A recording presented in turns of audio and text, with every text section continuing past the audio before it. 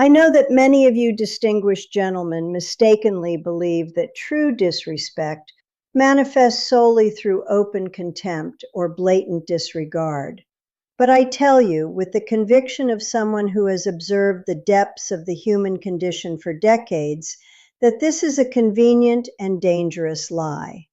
The true pain lies not in the obvious confrontation, but in the silent emotional exhaustion, the gradual loss of your peace, and the erasure of who you are, all while feeling that you give so much and receive so little. In the next few seconds, I will reveal to you the uncomfortable truth, raw and stripped of euphemisms that no one dares to admit. Many of you, for example, assume that a widow's interest is purely for comfort, love, or sincere companionship. But what if I told you that for some, the initial mourning is not for the man himself, but for the financial security he represented? You have been warned about the veiled intentions, but how do you identify them? The first signs of eroding respect are rarely overt confrontations. They are subtle tremors, barely noticeable at first, yet they begin to compromise the very foundation of your connection. These seemingly minor incidents are not isolated events.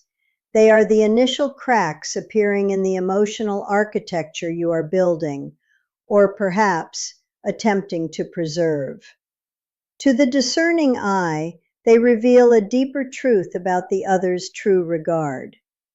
Consider the phenomenon known as the interrupted story.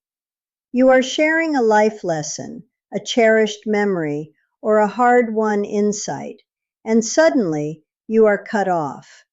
Not by accident, but with a casual disregard that suggests your narrative holds less weight than their immediate thought. This is a deliberate, albeit often unconscious, act of taking control, dismissing your voice, and subtly asserting dominance over the conversation's flow.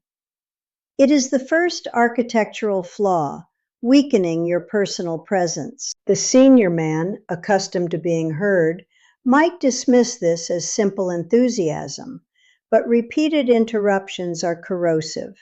They chip away at your sense of validation, diminishing your past experiences in the present moment.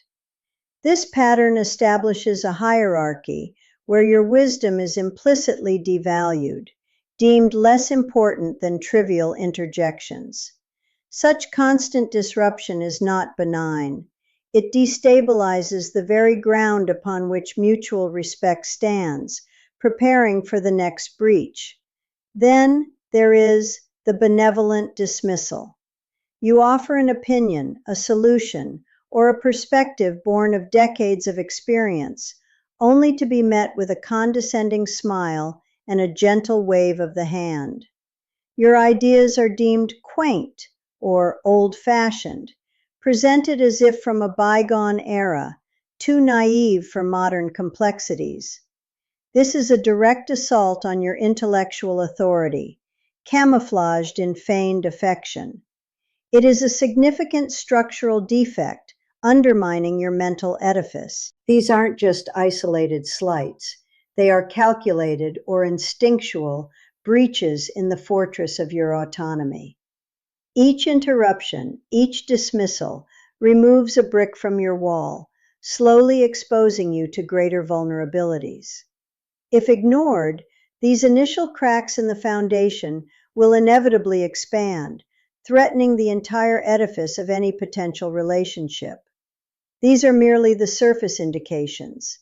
The deeper, more damaging signs are far more subtle and considerably harder to detect. Then, the subtle current shifts from architectural flaws to deep internal financial drains, eroding your very sense of self-worth. You encounter the delegated decision, where your extensive experience is sidelined. You are consulted on trivialities, the color of drapes, the brand of coffee, but never on the significant matters that define the trajectory of a shared future. This isn't just an oversight. It's a silent withdrawal from your emotional bank account, signaling that your strategic input is deemed inconsequential, not worthy of investment. This subtle relegation to minor roles is a profound insult to a man who has built and led.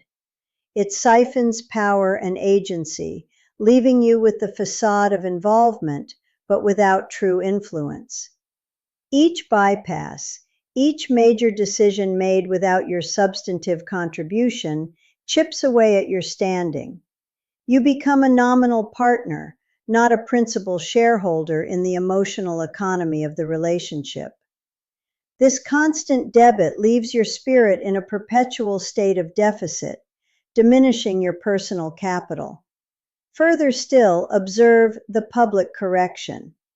This is when your words are subtly, or not so subtly, corrected or clarified in front of others, presenting you as misinformed or bumbling. It's a calculated act, often cloaked in an air of helpfulness, designed to diminish your authority in the eyes of witnesses. Each instance is a public debit from your emotional bank account, eroding your social standing and broadcasting a message that your judgment is flawed, your narrative untrustworthy. And then there's the insidious comparative compliment. You are praised not for your inherent qualities, but for not possessing the perceived faults of other men, often a subtle comparison to a predecessor. You're so much more understanding than he was, or at least you listen, unlike most men. This is not genuine affirmation. It's a backhanded validation that simultaneously devalues you as an individual and sets an impossible standard. It's a veiled transactional praise, creating a hidden emotional debt.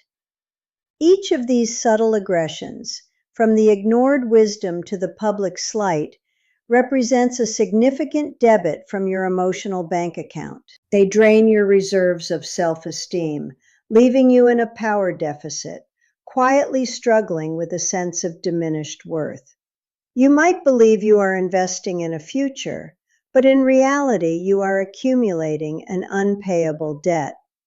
What does your current emotional balance truly reveal about the value placed on your integrity and wisdom? But understanding the signs is only half the journey. Now let's dive into why they happen and how to turn this into your power.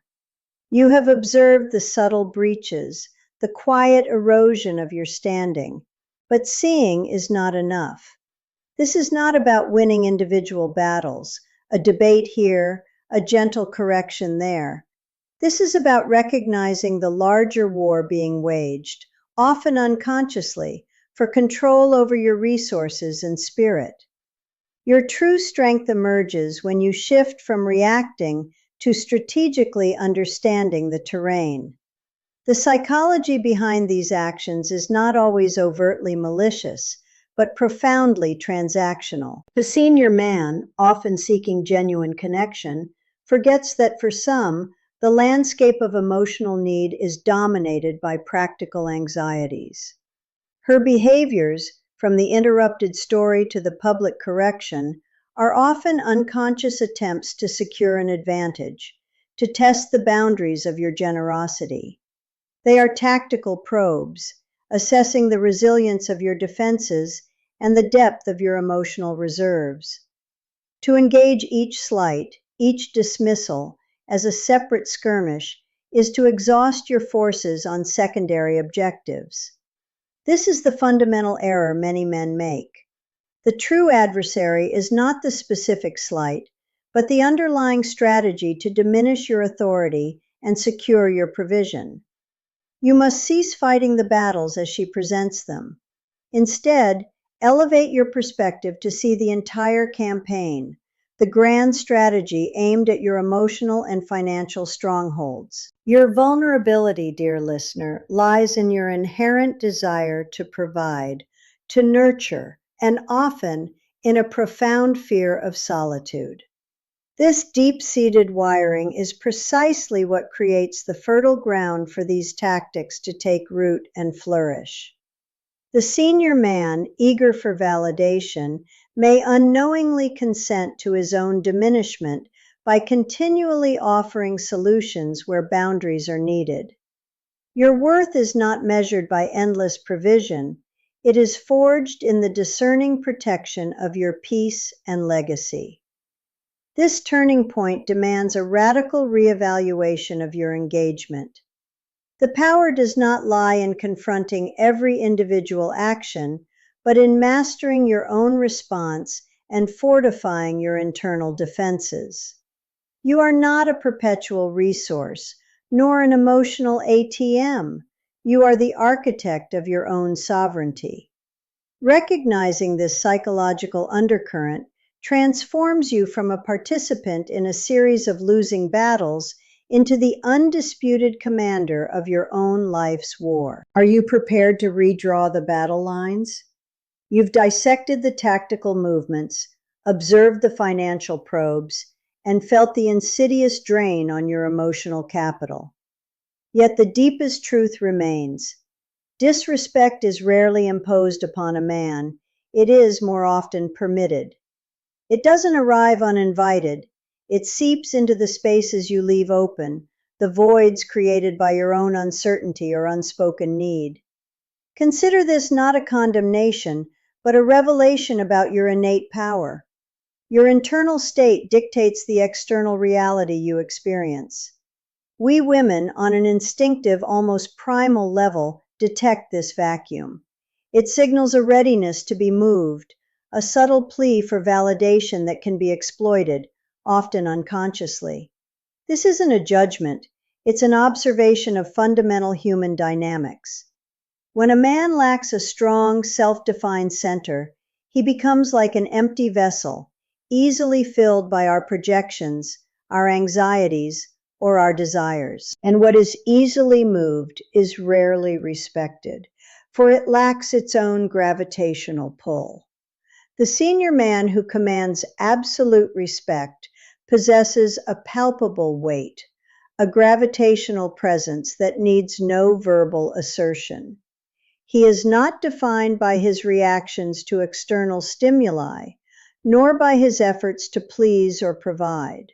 Instead, his presence is a quiet, unyielding force, born of profound self-sufficiency and an inner peace cultivated over decades. This is the cornerstone of his autonomy, the true source of his power that silently attracts and holds our regard. Conversely, the light man, though perhaps outwardly successful, lacks this internal ballast. He is easily swayed by emotional currents, by the subtle shifts in our moods or the overtures of our needs.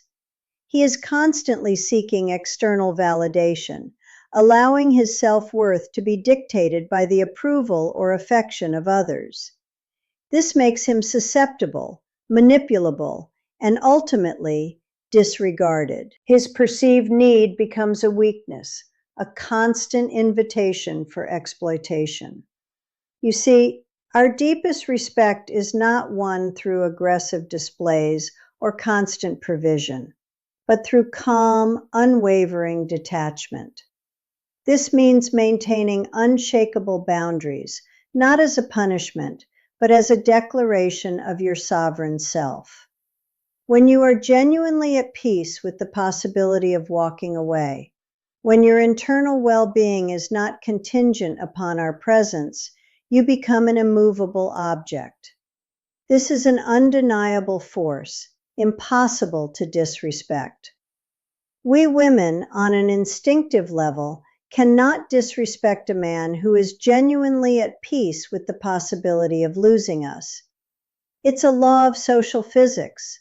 His equanimity, his quiet assurance that his life is rich and fulfilling, irrespective of our participation, is magnetic. It signals strength, not indifference. It communicates value, not desperation. This fundamental truth about female psychology is rarely articulated, but it governs our responses more than any plea or gesture. True self-sufficiency is the ultimate boundary. It's not about isolation, but about completeness within yourself. When you operate from a place of abundance, emotional, spiritual, and yes, even material, you no longer chase external validation. You attract rather than pursue. This shift in internal posture projects an aura of impenetrable security, a fortress of autonomy that we instinctively understand cannot be breached without consent. This is your shield and your greatest allure. The senior man understands that his value is inherent, not conferred. He sets his limits not with anger or negotiation, but with a quiet, firm resolve that communicates a deeper principle. These are not requests, they are declarations.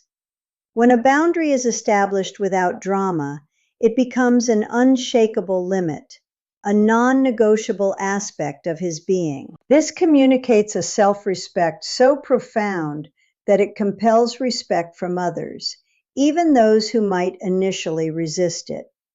When confronted with such an unshakable limit, the manipulative impulses falter.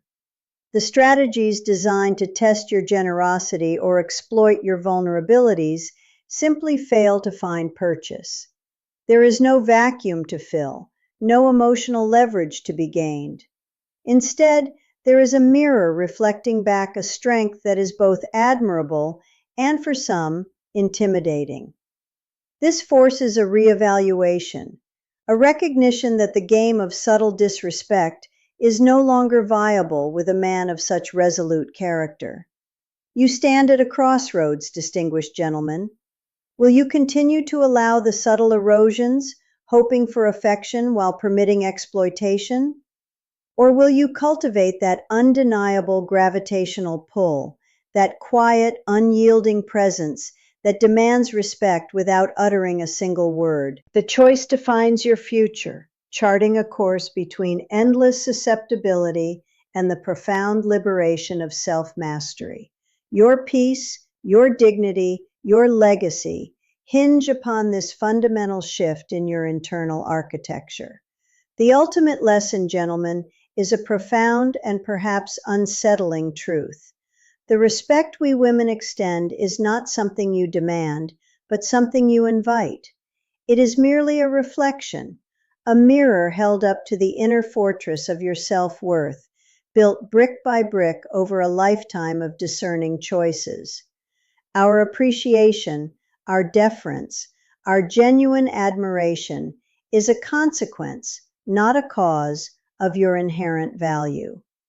This quiet strength dictates our regard more than any overt gesture. Consider yourself a lighthouse, standing firm against the relentless storms of life's emotional currents.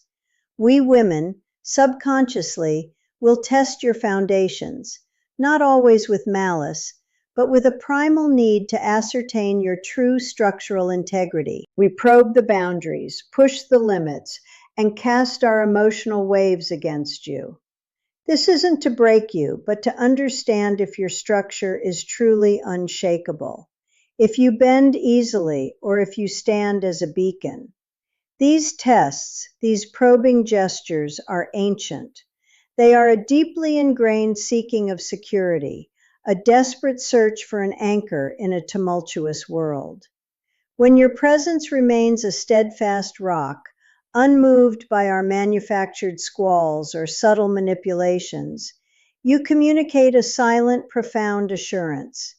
This unwavering stance is not indifference.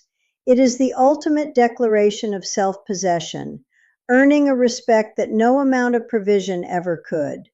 So reflect now, my distinguished friends.